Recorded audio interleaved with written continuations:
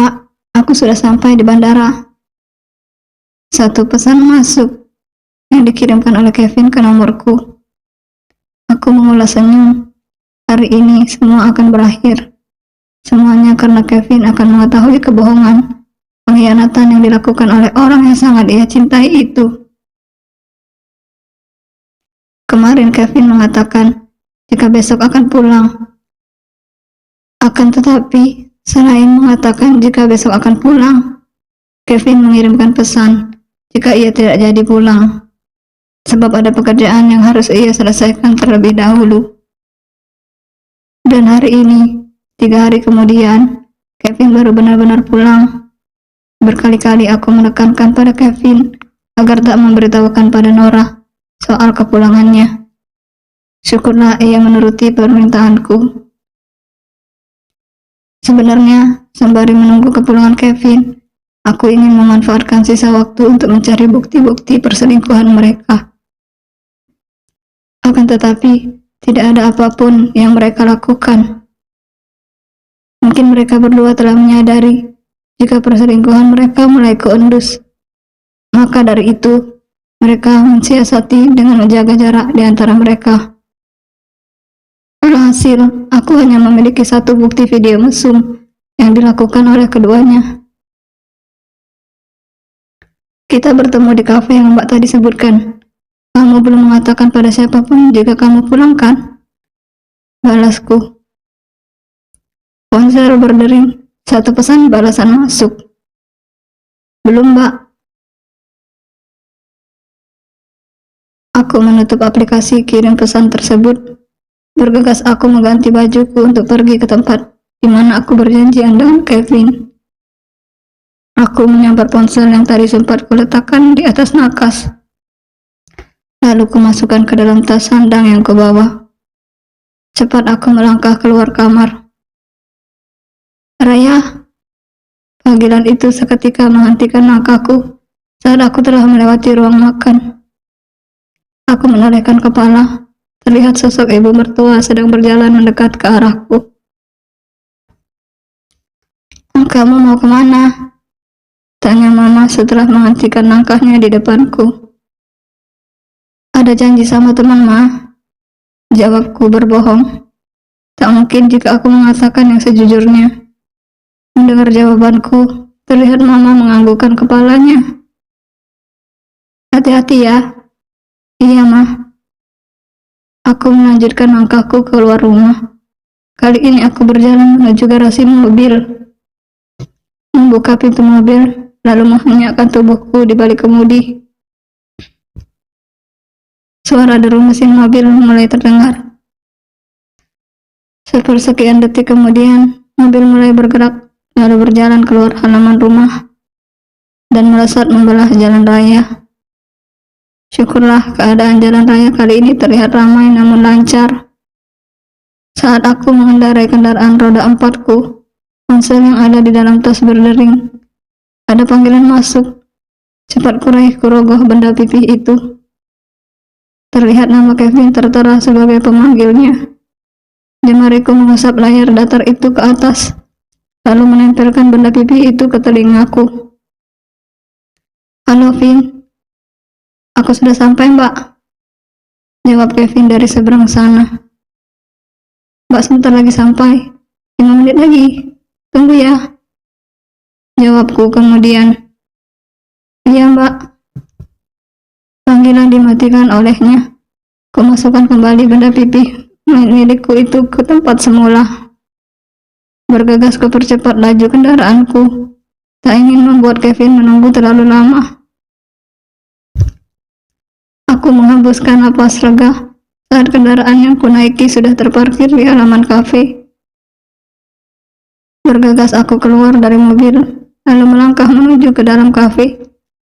Saat aku sudah melewati ambang pintu, aku menatap ke segala sudut penjuru, tentu untuk mencari di mana keberadaan Kevin. Tiba-tiba kedua netraku menangkap seorang lelaki tengah melambaikan tangannya ke atas. Aku mengangguk lalu berjalan ke arah di mana Kevin berada. Hai, Vin. Sapaku saat aku menggeser kursi ke belakang lalu menghempaskan tubuhku di kursi yang ada di hadapan Kevin. Mbak, aku menatap lekat pada wajah Kevin. Sebenarnya ada apa? Apa yang terjadi di rumah? Tak sabar, Kevin berodong pertanyaan padaku. Mbak tahu, semalam aku tak bisa tidur memikirkan apa yang ingin Mbak sampaikan.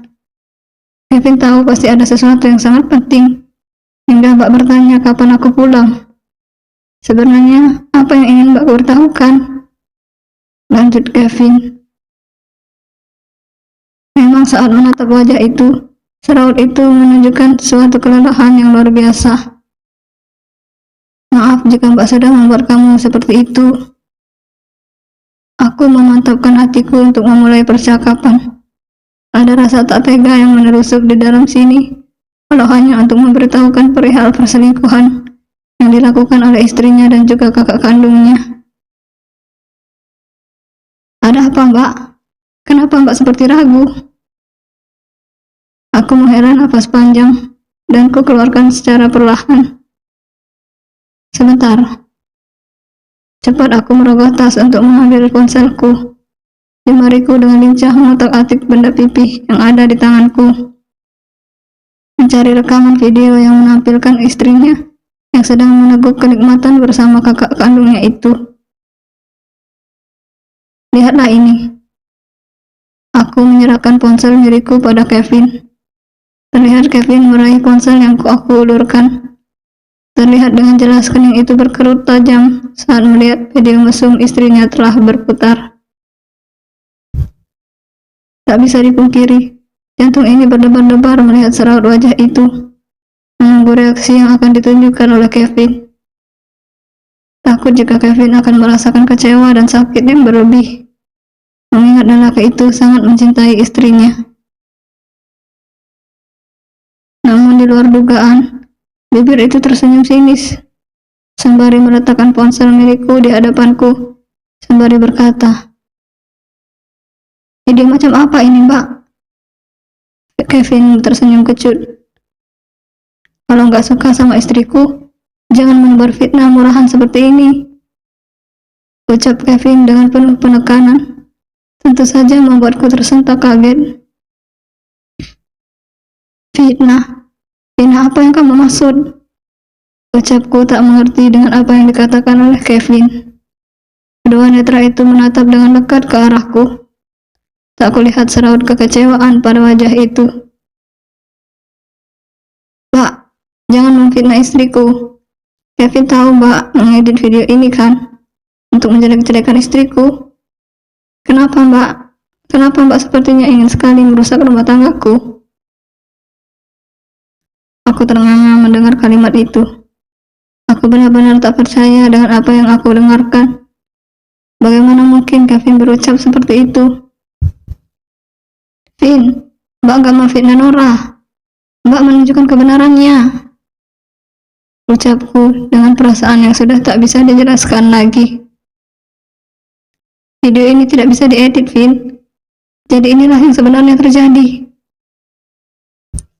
Kevin tersenyum kecut. Ekspresi wajahnya terlihat seperti sedang mendengarkan aku yang tengah berbicara suatu omong kosong belaka. "Mbak, Nora itu bukan perempuan murahan. Apalagi yang seperti Mbak katakan. Nora itu perempuan yang baik, sangat baik," ucap Kevin. Terdengar Kevin menghembuskan nafas berat.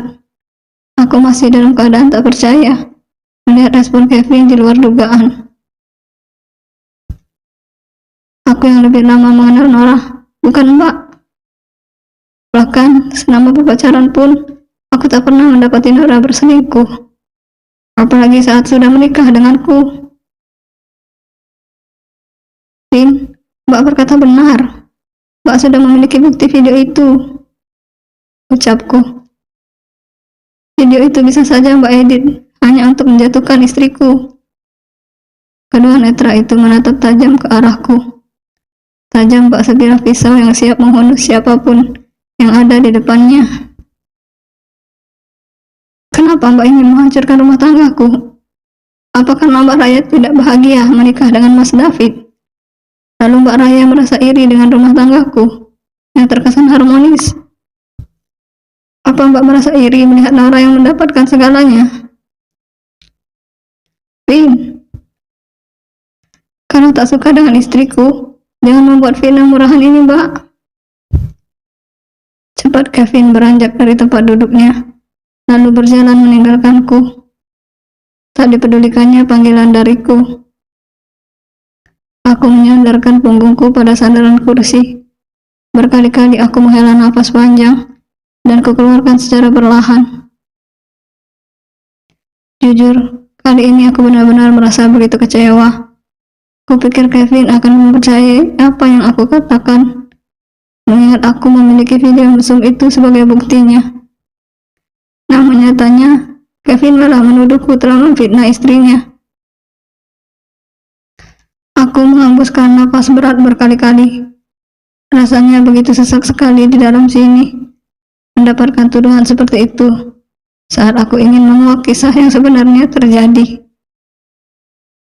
Kenapa Kevin begitu mempercayai kesetiaan Nora, sedangkan aku telah menunjukkan bukti perselingkuhan istrinya?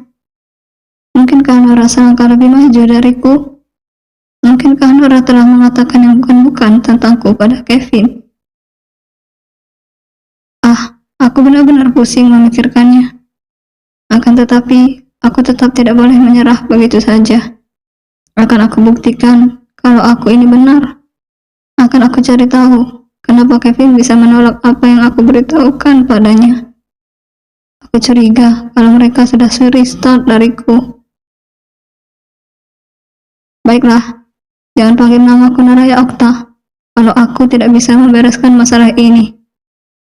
Janjiku dalam hati. Aku mengetuk-getukkan jari telunjukku di atas meja yang hanya tersaji segelas es lemon tea ini. Aku memutar otak memikirkan bagaimana cara langkah yang tepat dan jitu dalam membongkar kebusukan mereka.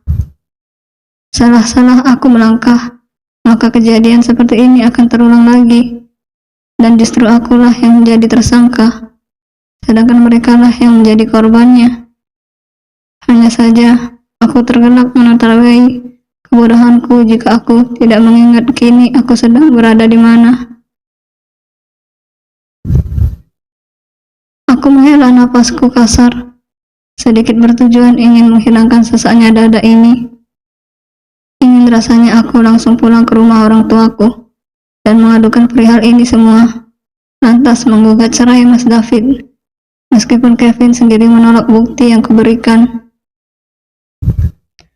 Akan tetapi, yang membuat aku kembali mengurungkan niatku itu adalah, aku pun takut jika orang tuaku justru akan ikut menyudutkanku seperti Kevin. Sejak awal, memang pernikahanku dan Mas Kevin adalah karena perjodohan antara mama dan ibu mertuaku. Jadi, jika aku ingin mengadukan hal ini pada mama dan juga papa, tentu saja aku harus mendapatkan bukti-bukti yang jauh lebih banyak lagi daripada ini. Lekas aku menghabiskan es lemon tea yang masih separuh gelas di hadapanku.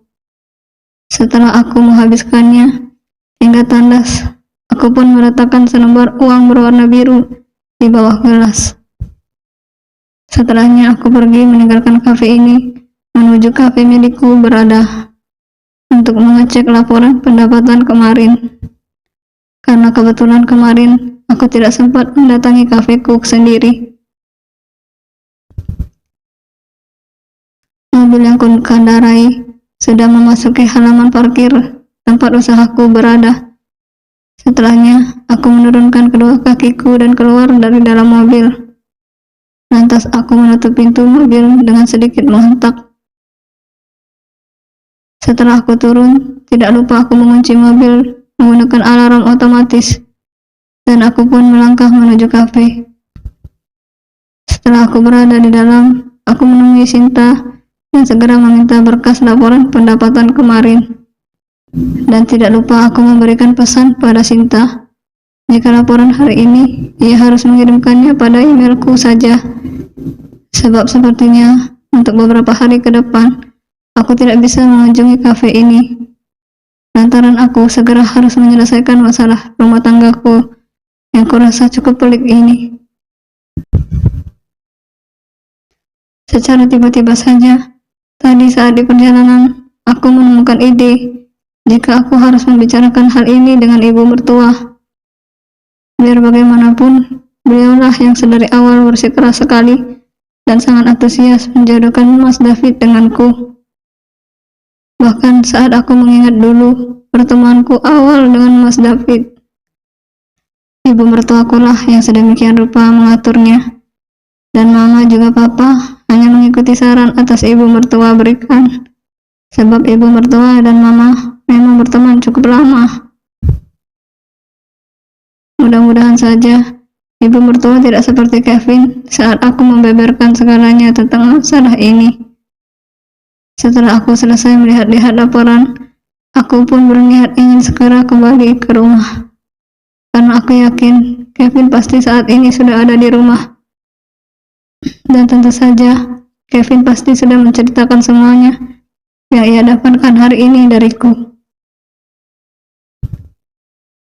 Aku pun sebenarnya sudah sangat bersiap jika nanti sampai di rumah baik Nora maupun Mas David akan mencacarku dengan berbagai pertanyaan tentang masalah ini, yang tentu saja mereka bersandiwara memposisikan diri mereka sebagai korban fitnah murahan yang kubuat. Namun saat aku ingin melangkah pergi, tiba-tiba saja Sinta kembali berucap padaku setelah dia memasukkan kembali laptop yang memang dikhususkan untuk mendata rekapan pendapatan selama ini. "Maaf Bu Raya, kalau boleh saya ingin bicara sebentar," ucap Sinta padaku. Aku pun sedikit mengerutkan dahi, sebab tidak biasanya Sinta jika berbicara penting, dia seperti terlihat takut seperti ini. Biasanya, paling kalau hanya sekedar urusan usahaku, Sinta hanya memberitahunya lewat chat pribadi ataupun telepon. Tiba-tiba saja perasaanku mendadak menjadi tidak enak. "Ada apa Sinta? Kok sepertinya penting sekali?" tanyaku pada Sinta.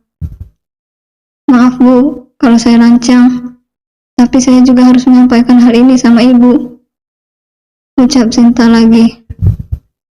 Aku semakin penasaran dibuatnya, dan aku pun mendesak Sinta agar segera menceritakan apa yang ingin ia katakan kepadaku.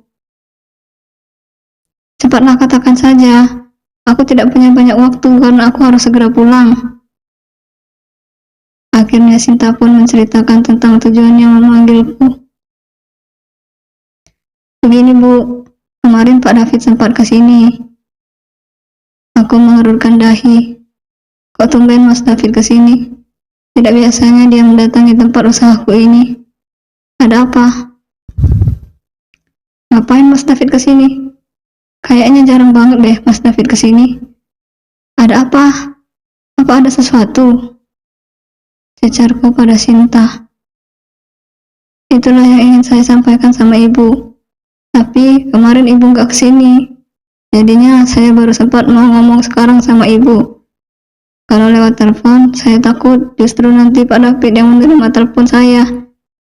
Entah Pak David mendengar aduan saya sama Ibu. Jadi saya memang menunggu saja Ibu yang datang ke sini sendiri." "Memangnya ada apa sih?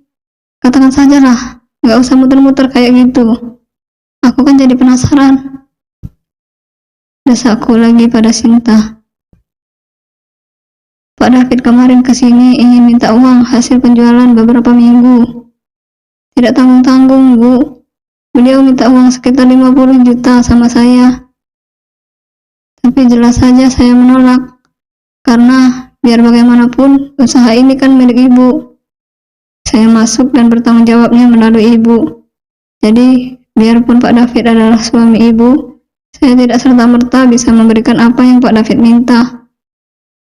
Karena kalau ternyata Ibu tidak mengetahui semuanya, justru saya yang akan bermasalah dengan Ibu nantinya.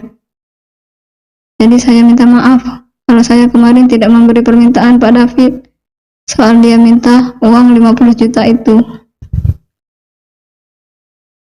Jujur saja, aku sangat terkejut atas kejujuran yang Sinta katakan padaku.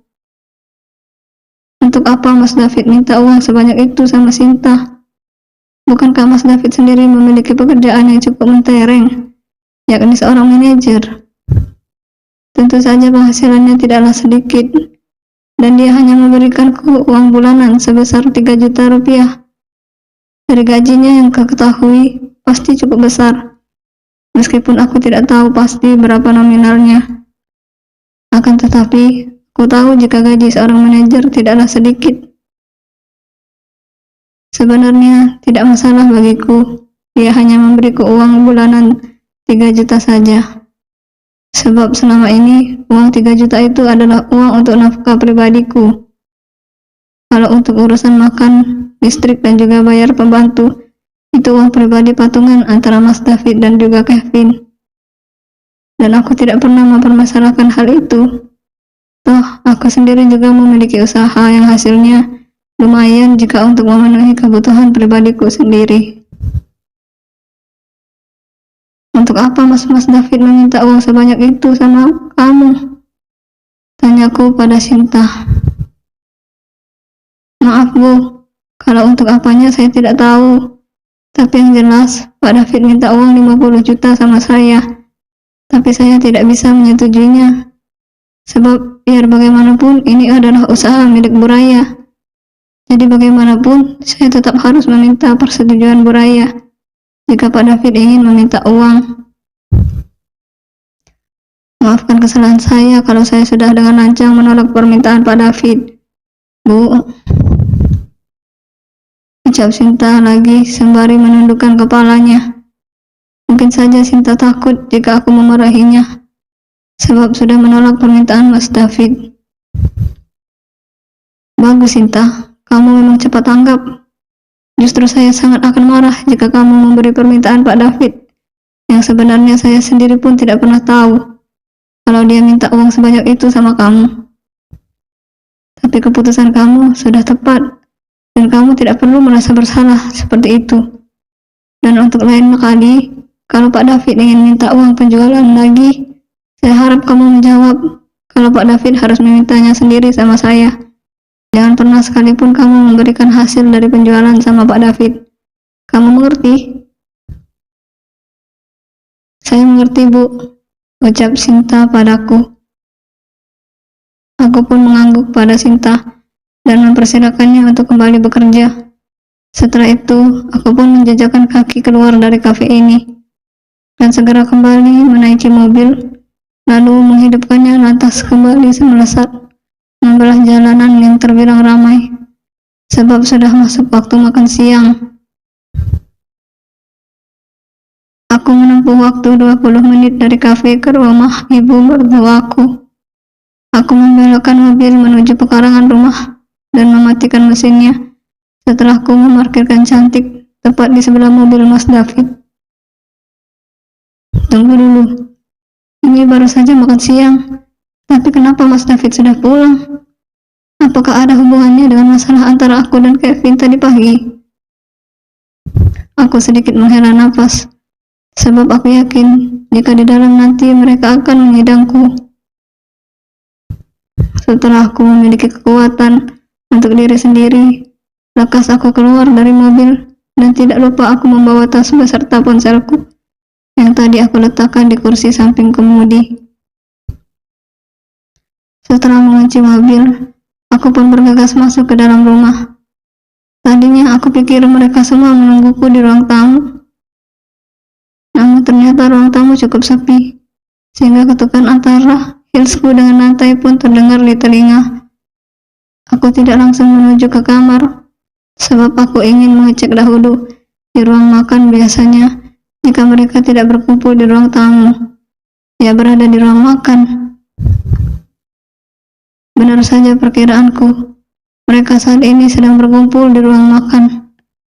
Wajah yang tadinya kulihat santai, kini berubah menjadi tegang saat aku menjejakkan kaki mendekati mereka, di mana ternyata di sini juga sudah ada ibu mertua yang ikut duduk bersama Mas David, Nora dan juga Kevin. Sepertinya lagi ada rapat besar hari ini ya, ucapku sembari tersenyum kecut. Terlebih lagi saat mataku bersitatap dengan mata Kevin, yang seketika Kevin menunduk saat pandangan kami bertemu. Raya, kamu sudah pulang? Coba kamu duduk dulu di sini. Ada hal yang ingin aku tanyakan sama kamu. Aku tidak lantas menuruti apa yang Mas David perintahkan padaku. Namun aku menatapnya tajam, sembari melipat tangan di dada. Aku pun berjalan menuju kursi yang masih kosong dan menariknya. Lantas aku mendaratkan bokongku di atas kursi tersebut, lalu kembali melipat tanganku di dada. Katakanlah, apa yang ingin kamu katakan? Tanpa perlu berbahasa basi lagi. Sebab aku sudah tahu apa yang ingin kamu tanyakan padaku. Aku pindai satu persatu wajah mereka yang terlihat semakin menegang, seolah-olah hari ini adalah dakwaan hukuman mati bagi tersangka yang memiliki kesalahan berat. Apa maksud kamu menyuruh Kevin pulang hari ini? Lalu kamu memberikan video mesum antara aku dan juga Nora pada Kevin. Kenapa kamu tega memfitnahku dengan Nora seperti itu? Aku ini suami kamu, sedangkan Nora ini adik ipar kamu. Apa alasan kamu melakukan semua ini, Raya? Ucap Mas David padaku, seolah-olah aku ini adalah tersangka, sedangkan mereka adalah korban. Aku mendecih mendengar penuturan Mas David, yang menurutku bersendawaranya itu benar-benar menjijikkan. Lantas aku tidak segera menjawab pertanyaan Mas David padaku.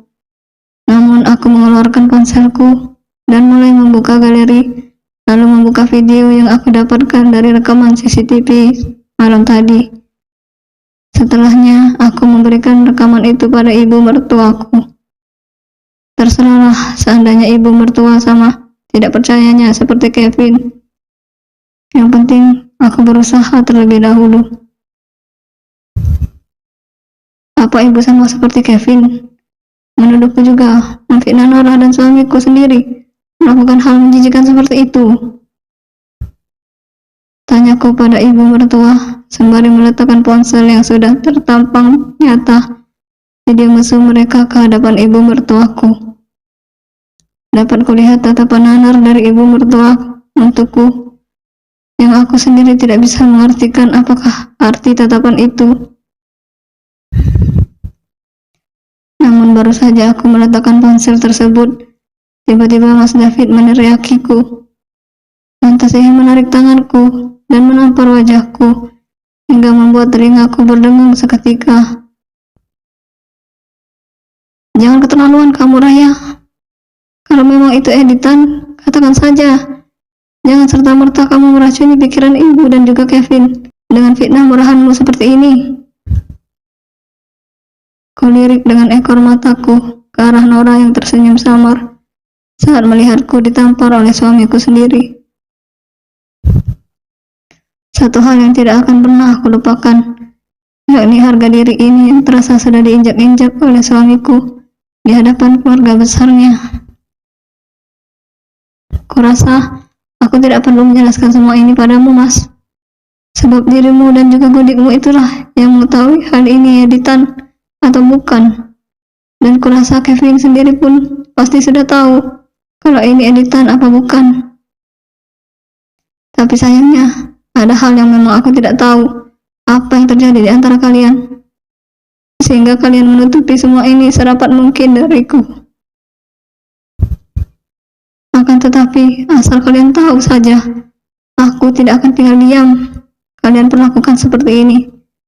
Aku akan mencari keadilan atas harga diriku yang sudah kalian injak-injak sedemikian rupa, sehingga aku akan pastikan suatu hari nanti kalian akan bersimpuh di kakiku demi hanya untuk meminta maafku atas perbuatan kalian yang menjijikkan ini.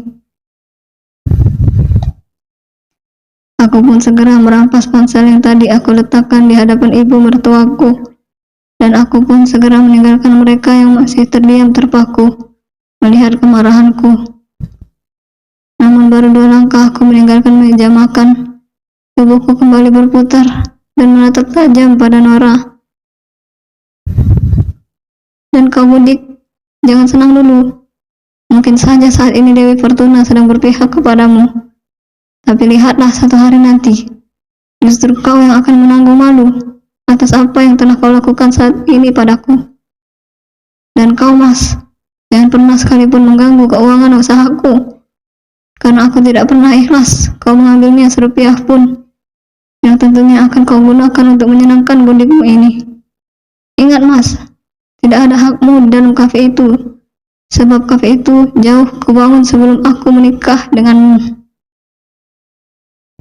Setelahnya, aku pun kembali meninggalkan mereka yang masih bergeming, persetan dengan harga diri Kevin saat aku memaki istrinya dengan sebutan gundik. Toh Kevin sendiri tidak mau membuka mata perihal istrinya yang memang pelacur. Bersambung.